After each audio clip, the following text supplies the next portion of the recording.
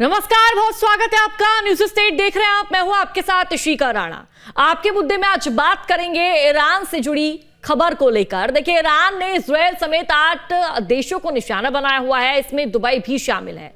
तो वहीं भारतीयों की भी चिंता बढ़ चुकी है, क्योंकि दुबई में भारत के कई लोग इस वक्त फंसे हुए हैं। इनमें मध्य प्रदेश के 100 से ज्यादा लोग इस वक्त दुबई में मौजूद हैं, जो एयरपोर्ट बंद होने की वजह से भारत वापसी नहीं कर पा रहे हैं। इसी से जुड़ी एक रिपोर्ट आपको दिखाते हैं। ईरान और इजराइल के बीच युद्ध तो जारी ही है। दोनों देश एक दूसरे पर मिसाइल दाग रहे हैं, लेकिन ईरान ने यूएई सहित 8 देशों को निशाना बनाया हुआ है। ऐसे में यूएई में भारत के कई लोग फंसे हुए हैं। वहीं मध्य प्रदेश की बात करें तो मध्य प्रदेश के सैकड़ों लोग यानी 100 से ज्यादा लोग दुबई और शारजाह में फंस गए हैं। यूएई के सभी एयरपोर्ट दुबई, शारजाह और अबू धाबी बंद कर दिए गए हैं। शारजाह से इंदौर आने और जाने वाली एयर इंडिया एक्सप्रेस की फ्लाइट सोमवार को भी निरस्त कर दी गई है। इसके कारण इंदौर सहित प्रदेश के सैकड़ों यात्री यूएई में फंसे हुए हैं। दुबई या कई जगह अरब कंट्री में हमारे मध्य प्रदेश के भारत के नागरिकगण वहाँ किसी कारण से अंदर फंस गए हैं। ऐसे में हमारी सरकार भारत सरकार के साथ तालमेल करते हुए माननीय मोदी जी के नेतृत्व में हर एक व्यक्ति की सुरक्षित वहाँ वो रह रहे हैं, इसके प्रबंधन भी कर रही है। और हमारा भी प्रयास रहेगा किसी हालत में किसी को कष्ट नहीं हो। मेरी कई परिवारों से बात हुई है और हम सब उनके साथ हैं। हमारे प्रधानमंत्री विश्व गुरु हैं, प्रेसिडेंट ट्रम्प से उनकी दोस्ती है। ये उनको करना चाहिए कि ये जो हिंदुस्तान के लोग जो फंसे हुए हैं उनको तो निकाल लें। अभी तो इजराइल गए थे वो, और उसके बाद ये वार शुरू हो गई। तो ये वो कह रहे थे कि मैं रूस और यूक्रेन की भी बंद करवा दूंगा, विश्व गुरु ये वाली भी बंद करा दूंगा। तो बंद कराओ जिससे लोगों की जान बचे, क्योंकि आपकी दोस्ती है। उस दोस्ती का फायदा उठाओ और लोगों की जान बचाओ, और हमारे हिंदुस्तान के जो लोग फंसे उनको हिंदुस्तान लेके आओ। उज्जैन के मोतीबाग निवासी और महाकाल मंदिर के पुजारी विकास शर्मा भी इस वक्त दुबई में मौजूद हैं। विकास शर्मा ज्योतिष सम्मेलन में भाग लेने के लिए गए थे। फ्लाइट रद्द होने के बाद वे दुबई में ही रुके हुए हैं। परिवार ने शासन प्रशासन से उनकी जल्द सुरक्षित वापसी की मांग की है। जय श्री महाकाल। मैं विकास पुजारी, उज्जैन महाकालेश्वर मंदिर से। हम लोग 22 तारीख को यहाँ पर दुबई आए थे, और हमारा काफ़ी अच्छा यहाँ पे एक सांस्कृतिक ज्योतिष का एक कार्यक्रम था, सत्संग का कार्यक्रम था। 3-4-5 दिन हमारा कार्यक्रम रहा, काफ़ी अच्छा रहा। सब सिस्टम बहुत अच्छा था यहाँ पर। दुबई शहर बहुत अच्छा है। लेकिन कल जब हम लोग फ़्लाइट में बैठे थे वापस इंदौर आने के लिए, तो वहाँ समस्या हो गई कि पता चला काफ़ी देर के बाद में कि कुछ युद्ध हुआ है, और उस युद्ध की वजह से सारी फ्लाइटें, एयरपोर्ट सब बंद कर दिए गए हैं। मध्य प्रदेश के 100 से ज्यादा लोग यूएई में फंसे हुए हैं। शारजाह, अबू धाबी और दुबई से इंदौर आने वाले यात्री वहीं फंसे हुए हैं। इंदौर से दुबई गए 2 पूर्व विधायक भी दुबई में ही मौजूद हैं। पूर्व विधायक सहित अन्य यात्री शनिवार को ही लौटने वाले थे।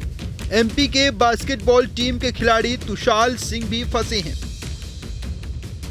इंदौर के व्यापारी की बहू, पोती और उनके साथ 2 अन्य लोग भी दुबई में फंसे हुए हैं। व्यापारी अशोक धवन ने बताया कि उनकी बहू रीना और पोती अहाना, उनका 5 मार्च तक रिटर्न आने का था। अभी मेरे परिवार के मेरी छोटी बहू रीना धवन और मेरी पोती अहाना धवन और न्यासा और उसकी मम्मी कविता, ये लोग वहाँ चारों लोग इकट्ठे जो हैं वो 28 तारीख को यहाँ से निकले हैं, और वो करीबन 11:15 बजे दुबई एयरपोर्ट पहुँचे और होटल की तरफ रवाना हुए। और 15-20 मिनट बाद ही जो है पता लगा कि एयरपोर्ट के ऊपर जो है आसपास बमबारिंग हुई है, और एयरपोर्ट जो है दुबई एयरपोर्ट जो है वो बंद कर दिया गया है। अब आज की तारीख में मेरी रेगुलर उनसे बात चल रही है। स्थिति सामान्य नहीं है, लेकिन वो लोग होटल में ही हैं, अभी होटल के बाहर नहीं आए हैं। सेकंड, जो इंदौर से लोग गए हैं, संजय शुक्ला जी, प्रवीण कक्कड़ जी, गोलू पाटनी जी जो और विशाल पटेल वगैरह, इनसे मेरी बात हुई है। इंदौर के पूर्व विधायक संजय शुक्ला भी दुबई में मौजूद हैं। उनके साथ पूर्व विधायक विशाल पटेल और अन्य व्यापारी भी हैं। परिवार ने दोनों के सुरक्षित होने की बात कही है। हालांकि हालात तनावपूर्ण बने हुए हैं। पापा के साथ है इंदौर के कई जाने माने उद्योगपति है, पिंटू छाबड़ा जी है, मनीष सहारा जी है, मनीष अग्रवाल जी है, प्रवीण कक्कड़ जी है, पूर्व विधायक विशाल पटेल जी है, उत्पल गोयल जी है, आदित्य शर्मा जी है, गोलू पाटनी जी है। किसी से बात हुई अभी? सबसे लगातार संपर्क बना हुआ है और वहाँ के लोकल भी सब साथ में ही है। पापा के जो इंदौर के है वो कई सालों से वहाँ पे है, जिनसे संबंध है, तो सब लगातार संपर्क में है। युद्ध के हालातों को देखते हुए कई पर्यटक खुद ही अपने टूर कैंसिल करवा रहे हैं। जो यात्री वहां फंस चुके हैं वो लगातार कैसे भी भारत तक लौटने की कोशिश कर रहे हैं। Team news state. तो देखिए, खास मेहमानों का पैनल भी हमारे साथ जुड़ेगा। उससे पहले न्यूज़ स्टेट के कुछ सवाल है जो कि आपके समक्ष हम रख देते हैं। देखिए, पहला सवाल, ईरान इजराइल जंग में कितने भारतीय इस वक्त फंसे हुए हैं?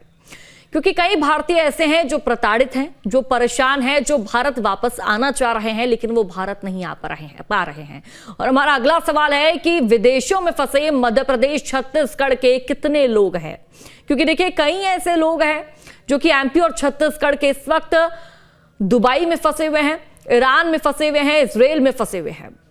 क्या है मोहन यादव सरकार और साइज सरकार का रेस्क्यू प्लान? यानी कि जो एमपी और छत्तीसगढ़ के लोग फंसे हुए हैं विदेशों में, उनको बाहर निकालने के लिए, यानी कि एमपी या फिर यूं कहें कि भारत वापस लाने के लिए मोहन सरकार और साइज सरकार का क्या प्लान है? फ्लाइट बंद तो आखिरकार इन लोगों का रेस्क्यू कैसे होगा? अपने प्रदेश, अपने देश से कैसे वापस लौटेंगे? अगला सवाल, भारतीयों की सुरक्षा के लिए आखिरकार जो सरकार है क्या कदम उठा रही है? इसके साथ ही सरकार क्या कुछ कर रही है? इन तमाम सवालों के इर्द गिर्द हमारा जो आज का मुद्दा है वो रहने वाला है, हमारी जो डिबेट है वो रहने वाली है। और देखिए, चर्चा की शुरुआत करेंगे। जो गेस्ट है, जो खास मेहमान है, उनका पैनल भी हमारे साथ जुड़ चुका है।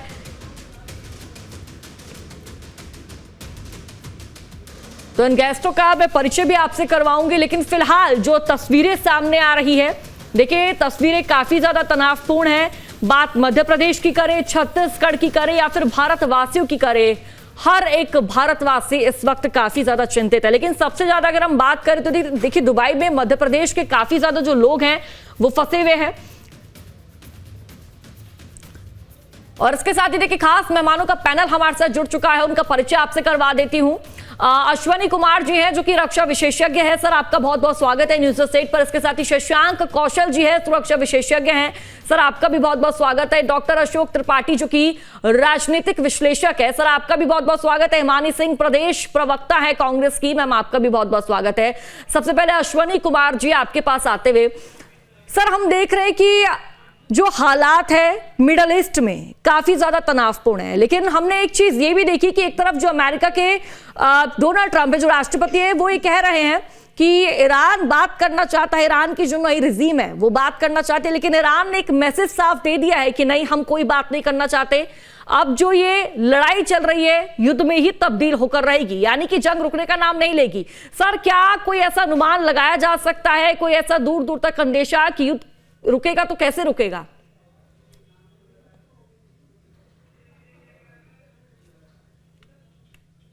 अश्वनी जी, अश्वनी जी आप मुझे सुन पा रहे हैं? अश्वनी जी तक मेरी आवाज नहीं पहुंच पा रही शायद। ठीक है, अश्वनी जी के पास आऊंगी। शशांक जी हमारे साथ लगातार जुड़े हुए। शशांक जी, आप मुझे सुन पा रहे हैं? जी, आपकी आवाज आ रही है। सर, यही मेरा आपसे सवाल रहने वाला है। सर, अमेरिका के जो राष्ट्रपति डोनाल्ड ट्रंप है, उनका कहना है कि भाई ईरान हमसे बातचीत करने के लिए तैयार है, लेकिन ईरान का एक मैसेज आता है जो कि सोशल मीडिया पर काफी ज्यादा वायरल हो रहा है। ईरान ने साफ कह दिया कि नहीं, हम कोई बातचीत करने के लिए तैयार नहीं है, जो जंग है ये कंटिन्यू रहेगी। सर, दूर दूर तक ऐसा कुछ नजर आ रहा है कि किसी कारण के चलते, किन्हीं चीजों के चलते जो युद्ध है रुकेगा, इस युद्ध पर प्रभाव पड़ेगा? देखिए, आपको थोड़ा सा पीछे ले जाता हूँ। जब ये लड़ाई शुरू करी गई उस समय पे कूटनीतिक प्रयास चालू थे, जिसमें कि ईरान और इजराइल के बीच में बातचीत और संधि, जो पिछले साल 12 दिन का युद्ध हुआ था, उससे आगे बढ़कर इन्होंने अपनी कूटनीतिक सॉल्यूशंस, कूटनीतिक कुछ अपॉर्चुनिटीज निकाली थी, लेकिन इससे पहले कि जिनेवा का कुछ असर हो पाता, इससे पहले कि जिनेवा की कॉन्फ्रेंस में कुछ रिजल्ट निकल पाता, इजराइल और अमेरिका ने यहाँ अटैक कर दिया। अब ये एक तरीके का पाखंड बोले या धोखा बोले, जो कि कोई भी एक देश इस तरीके से मानेगा कि ये हमारे साथ धोखा किया गया है, हमारे जब की कूटनीतिक सॉल्यूशन चल रहे थे उस समय पे आपने पीछे से अचानक अटैक कर दिया। लेकिन क्योंकि यूएसए की, अमेरिका की और इजराइल की मंशा के बारे में थोड़ा बहुत अंदाजा था ईरान को, तो उन्होंने काफी तैयारी कर रखी थी। इस तैयारी के चलते मुझे नहीं लगता, और जो तैयारी के चलते जो वो कोशिश कर रहे थे वो उस तरीके का रिजल्ट नहीं ला पाए हैं। अब देखिए, एक युद्ध में एक वर्ड होता है सेंटर ऑफ ग्रेविटी, यानी कि जहां से पूरे देश को स्थिरता मिलती है। वो सेंटर ऑफ ग्रेविटी अमेरिका के अंदाजे से खुमैनी साहब और अल खुमैनी और साथ में उनके जो एडवाइजर्स थे, वो सेंटर ऑफ ग्रेविटी था। उसकी वजह से इन्होंने सीधा उनके ऊपर अटैक करा और ये सोचा कि देश का सेंटर ऑफ ग्रेविटी हमने हिला दिया। लेकिन क्योंकि ईरान को पहले से इसके बारे में थोड़ा सा मंशा के बारे में अंदाजा था, उन्होंने अपने सेंटर ऑफ ग्रेविटी को अलग अलग हिस्सों में बांट के लोगों को इंडिविजुअल उनके ग्रुप्स बना के उनको ऑलरेडी अपनी जिम्मेदारियां बता दी थी।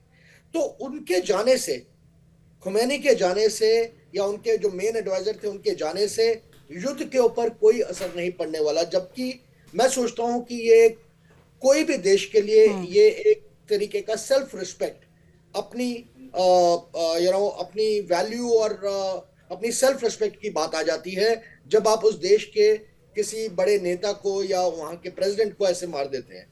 तो देश का जो हिस्सा प्रोग्रेसिव है और जो चाहता था कि हम किसी तरीके से ये रिजीम को चेंज करें, आज के हालात में वो भी उनके रिजीम के साथ ही खड़े होंगे, क्योंकि हमारी किसी भी तरीके की जो पैट्रियोटिक, जो राष्ट्रभक्ति होती है, ऐसे समय में हमें साथ खड़ा करती है। हम किसी भी पार्टी के हों, हम किसी भी मुद्दे पे उनके साथ चलते हों या उनके अगेंस्ट खड़े हों, लेकिन अगर हमारे देश के कोई बड़े नेता को कोई बदतमीजी करे या उनके साथ ऐसा कोई हरकत हो, तो हम हमेशा अपने देश के साथ खड़े हैं। और ये मेरी बात नहीं कर रहा हूं मैं, ये पूरे देश के 150 करोड़ लोगों की बात कर रहा हूं। तो ये मुझे लगता है अमेरिका ने इस मामले में गलत आंकलन कर लिया और उस वजह से अब ये जो ईरान है, ईरान किसी भी तरीके से अमेरिका से किसी तरीके की संधि नहीं चाहेगा। बट मेरे दिमाग में जो बात आती है वो ये है कि इन्होंने 8 और देशों को, जैसे कि खाड़ी के बाकी जो देश हैं, उनको भी इस लड़ाई में शामिल कर लिया। बिल्कुल। अब जी पिछले साल की तरह ही ओमान या कहें कि सऊदी या दुबई, यूएई, इनमें से कोई देश अगर पहल करे और वो सारे इकट्ठे होकर किसी तरीके का प्रस्ताव लेके जाएं ईरान के पास, शायद उससे कोई कूटनीतिक हल निकल पाए। अगर डायरेक्टली इजराइल या यूएसए की बात करें तो उनके साथ ईरान कभी भी संधि करने को इस हालत में तैयार नहीं होगा जब तक कि वो उनको अपनी ताकत ना दिखा दे। उसमें दो दिन भी लग सकते हैं, उसमें 2 महीने भी लग सकते हैं। बिल्कुल सर, अब नजर इसी पर बनी हुई है कि आखिरकार कितना वक्त लगेगा, क्योंकि जो लोगों की जान जा रही है वो कोई 100-200 नहीं, बल्कि अब संख्या 500 के पार पहुंच चुकी है, जो आंकड़ा सामने आ रहा है। और ऐसा लगता है कि जो मौजूदा स्थिति है वो उससे भी ज्यादा घातक होगी। आऊंगे आपके पास, अश्विनी जी आपके पास आते हुए। सर, आप मुझे सुन पा रहे हैं? अश्विनी जी, आप तक मेरी आवाज पहुंच रही है? चलिए, अश्विनी जी से संपर्क साधेंगे। हमारे साथ लगातार डॉक्टर अशोक त्रिपाठी जी जुड़े हुए हैं, जो कि राजनीतिक विशेषज्ञ। सर, आपके पास आते हुए, सर, इसमें मध्य प्रदेश सरकार का, छत्तीसगढ़ सरकार का क्या कुछ महत्वपूर्ण भूमिका है वो रहने वाली है? स्टैंड क्या रहने वाला है? क्योंकि सर, जिस तरह से हम देख रहे हैं, एमपी की बात कर ले, छत्तीसगढ़ की बात कर ले, विदेशों में कई ज्यादा नागरिक भारत के फंसे हुए हैं, जो एक ही गुहार लगा रहे हैं मोदी जी से, मोहन सरकार से, साय सरकार से, कि हमें कैसे भी करके हमारे देश वापस लेकर आओ। जी, आपने बिल्कुल ठीक कहा। भारत सरकार जिस दिन से ये युद्ध प्रारंभ हुआ उससे भी करीब 1 हफ्ता पहले से वहाँ से अपने भारतीयों को, जो विशेष तौर पे व्यापार के क्षेत्र में या किसी अन्य कार्यवश विदेश की दौरा पे थे, उनको निकालने के लिए प्रोटोकॉल के तहत कार्रवाई की थी, और अब युद्ध चूंकि चल रहा है तो ऐसे में तकरीबन 200 इंटरनेशनल फ्लाइट्स कैंसिल हो गई हैं। कभी ये सिचुएशन हो गई है कि आप फ्लाइट के अंदर बैठे हैं और एयर स्पेस बंद होने की वजह से फ्लाइट टेक ऑफ नहीं कर पा रही है।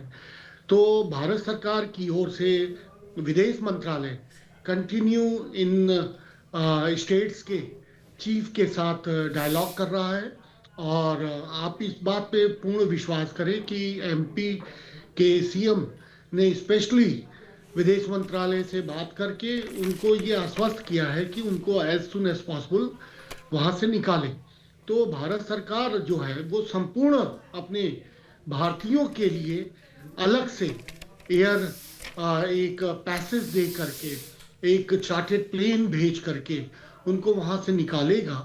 और आप विश्वास करें, क्योंकि भारत सरकार ने पहले भी इस तरह के युद्ध क्षेत्र में बहुत ही अच्छा काम किया था, जिसकी सराहना विश्व के सभी देशों ने किया था। सो आप एक चीज समझ ले कि हमारी वायुसेना इस मामले में बहुत क्लोजली काम कर रही है। एम्बेसीज के साथ कोऑर्डिनेशन चल रहा है उन 8 अन्य देशों में भी जहां पे गल्फ कंट्रीज के जो मतलब अनड्यू वार क्षेत्र में आ गए। तो ईरान ने चूंकि इस युद्ध का विस्तार किया, और आप ये बहुत अच्छी तरह से जानते हैं कि ईरान से भारत को कुछ फ्यूल रिक्वायरमेंट पूरी होती थी। उस बात को ध्यान में रख करके हम बहुत ही बैलेंस होकर के चल रहे थे, परंतु इस्राइल और अमेरिका वर्ल्ड की उन ताकतों में से है जिनके पास आज वो इतना एग्रेसिव क्यों है, इस बात को भी आपको समझना पड़ेगा। तो आप इसके जब डीप में जाएंगे, एनालाइज करेंगे, जियोपॉलिटिक्स को समझने की कोशिश करेंगे, तो आपको ये मिलेगा कि इस्राइल को अननेसेसरी काउंटर टेररिज्म अपनी सिक्योरिटी के लिए अटैक करना पड़ रहा है उन कंट्रीज के ऊपर जो डायरेक्ट और इनडायरेक्ट टेररिज्म को बढ़ावा दे रही थी। सो आज आप देखें कि अमेरिका जैसा विश्व का सुपर पावर वो इस्राइल के साथ कंधे से कंधे मिला करके केवल इसीलिए चल रहा है कि ये वायलेशन, ये थॉट को वो जड़ से खत्म कर दे। क्योंकि 27 अक्टूबर को इस्राइल कभी नहीं भूलेगा, उनके जितने लोग मारे गए उससे वहां से युद्ध शुरू हुआ, और वो युद्ध तब तक चलता रहेगा जब तक एक भी आतंकवादी जो उस 27 अक्टूबर के एक्सरसाइज में इस्राइल को हर्ट किया है, इस्राइल की जनता को मारा है, इतिहास बताता है इस्राइल का कि वहां की पूर्व की सरकारों ने भी अपने ऊपर किए हुए किसी भी आतंकवादी घटना को कभी बख्शा नहीं है। और यही उसकी क्रेडिबिलिटी है, यही उसकी सिक्योरिटी है, और यही उसके विस्तार और टेक्नोलॉजी विस्तार और सेल्फ डिफेंस का जो जज्बा है। वहां की एक एक जनता अपनी सरकार के साथ, पक्ष में हो या विपक्ष में हो, कोई भी सरकार, सभी लोग चाहे पार्टी विरुद्ध के हो विचार के, चाहे सहयोग के हो, चाहे शासन में बैठी हुई व्यवस्था के पार्टी के लोग हों, वो सभी लोग अपनी सरकार को सपोर्ट करते हैं। बिल्कुल सर, सभी लोग अपनी सरकार को सपोर्ट करते हैं, लेकिन जो हालात अभी फिलहाल हम देख रहे हैं काफी ज्यादा तनावपूर्ण बने हुए हैं, और जिस तरह की तस्वीरें सामने आ रही है उसको देखकर तो एक चीज स्पष्ट हो चुकी है कि दूर दूर तक युद्ध पर विराम लगना मुश्किल नजर आ रहा है। आपके पास आऊंगे अश्विनी कुमार जी, जो कि रक्षा विशेषज्ञ हमारे साथ लगातार जुड़े हुए हैं। सर, आप मुझे सुन पा रहे हैं? अश्विनी जी, अश्विनी जी, आपको मेरी आवाज आ रही है?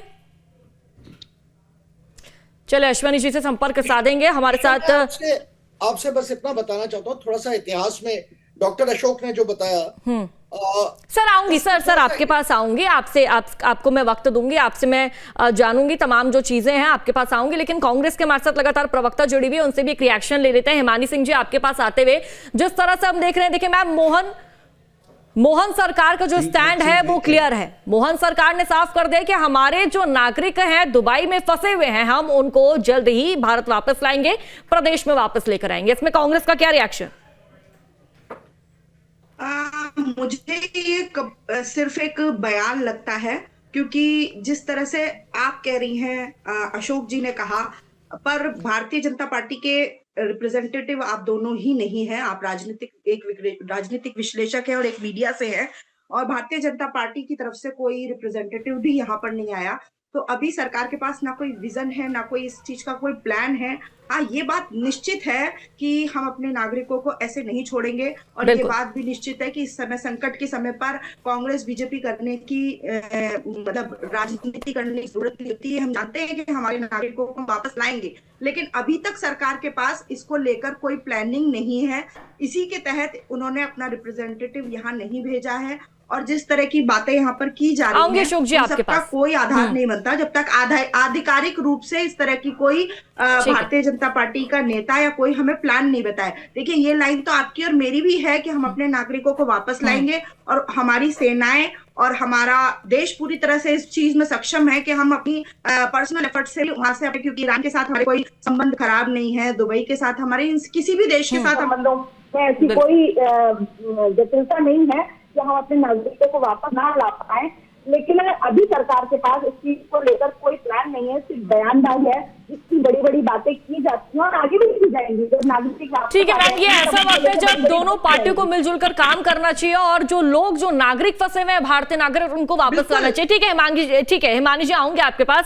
शशांक जी, आपके पास आते हुए, सर, हम जिस तरह से देख रहे थे कि IAEA का एक साफ रूप से स्पष्ट कर दिया IAEA ने कि अगर ईरान और अमेरिका के बीच में अगर वो बातचीत करना चाहते हैं तो मैं बातचीत करवाने के लिए तैयार हूं। सर, क्या दूर दूर तक गुंजाइश नजर आ रही है युद्ध विराम की IAEA के जरिए से?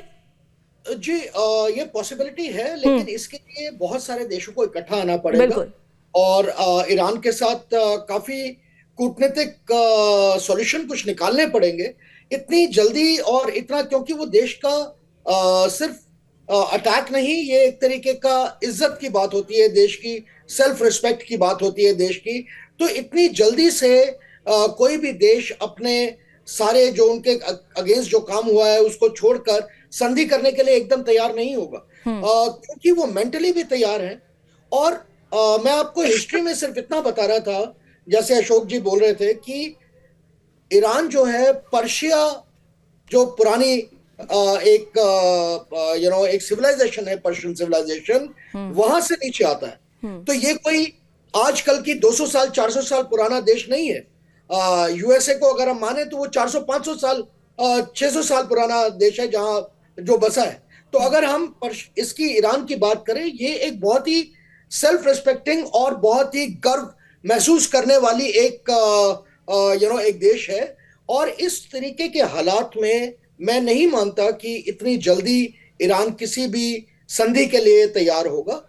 हालांकि कुछ एक टाइम के लिए लोगों को रास्ता देने के लिए, जो लोग वहां फंस गए हैं, हमने देखा है कि बिल्कुल सर, हमारा तो सवाल यही है, और कहीं ना कहीं सरकार की प्लानिंग भी यही है कि कैसे भी किसी भी तरह जो भारत के नागरिक विदेशों में फंसे हुए हैं, जिनको इस युद्ध का सामना करना पड़ रहा है, वो लोग कैसे वापस आए। 24 घंटे का विराम देकर और 24 घंटे का दोनों। ठीक है शशांक जी, आऊंगे आपके पास। सर, आऊंगे आपके पास। अशोक त्रिपाठी जी, सर, कांग्रेस के जो प्रवक्ता है वो एक ही बात कह रही कि सरकार के पास कोई रणनीति नहीं है। अगर रणनीति है तो हमारे सामने अपना मैप रखें कि कैसे वो जो दुबई में नागरिक फंसे हुए हैं, जो विदेश में नागरिक फंसे, उनको कैसे MP और छत्तीसगढ़ या फिर यूं कहे कि इंडिया वापस लाएंगे। देखिए, कांग्रेस के कार्यकर्ता का या टीवी डिबेट पे आने वाले लीडर का, सर, आप अपनी डेजिग्नेशन भी गलत बोल रहे हैं, मेरी भी गलत बोल रहे हैं, तो मुझे आपत्ति है। आप अपनी डेजिग्नेशन या तो सही बताइए और मेरी डेजिग्नेशन भी सही बोलिए। मैं आपसे निवेदन करूंगा कि वो एक अपना परव्यू, अपनी सोच उनकी जो है वो उन्होंने व्यक्त किया, उनकी भावनाओं का हमें कदर करना चाहिए। ये पार्टी लाइन का कोई इंटरनल इशू नहीं है, ये इंटरनेशनल मैटर है। और इंटरनेशनल मैटर में चाहे कांग्रेस हो, चाहे बीजेपी हो, चाहे XYZ कोई पार्टी हो, सभी के विचारधारा एक है। और वो विचारधारा केवल ये है कि इस युद्ध के दौर में जब आपात की स्थिति है, उस समय हमारा हिस्ट्री क्या कहता है और हमारा प्लानिंग क्या है। तो हमारी हिस्ट्री, भारत सरकार ने शो कर दिया है कि हमने हमेशा अपने नागरिकों को स्पेशल जहाज भेज के, एविएशन सेक्टर, एम्बेसीज के साथ संपर्क करके, मंत्रालय जो है वो कोऑर्डिनेट करके आपने देखा है पिछले युद्ध के क्षेत्रों में हमने किस तरह से यूक्रेन से लोगों को बाहर लेके आए, जिसके पूरे विश्व में चर्चा हुई थी। तो ये सरकार जो आज की डेट में भारत सरकार को लीड कर रही है, उसको पार्टी की सरकार के चश्मे से मत देखें, क्योंकि ये एक छोटी सोच है। अगर हम किसी भी पार्टी के सर आप ये कोई छोटी सोच नहीं है। आप ये बताइए, या आप बीजेपी के प्रवक्ता के तौर पर यहाँ आए कि राजनीतिक विश्लेषक के तौर पर साफ सुथरे शब्दों में आपको भी दिखाई दे रहा है कि बीजेपी का कोई प्रवक्ता यहाँ पर नहीं है। समय के अभाव के चलते आप सभी मेहमानों का चर्चा में जुड़ने के लिए बहुत बहुत शुक्रिया। आप सभी मेहमानों ने अपने विचार रखे। अब देखना होगा क्या इंडिया का जो स्टैंड है वो क्या कुछ रहने वाला है आगामी दिनों में और किस तरह इस युद्ध पर विराम लगेगा। बहुत बहुत शुक्रिया आप सभी मेहमानों का। और चलिए फिलहाल इस बुलेटिन में कहीं आपके मोबाइल पर तुरंत आएगी ब्रेकिंग न्यूज। स्क्रीन पर सबसे पहले दिखेगी बड़ी खबर, देश दुनिया की हर खबर एक जगह। अब आपके मोबाइल पर तुरंत फटाफट इंस्टॉल कीजिए न्यूज नेशन ऐप और रखिए खुद को अपडेट।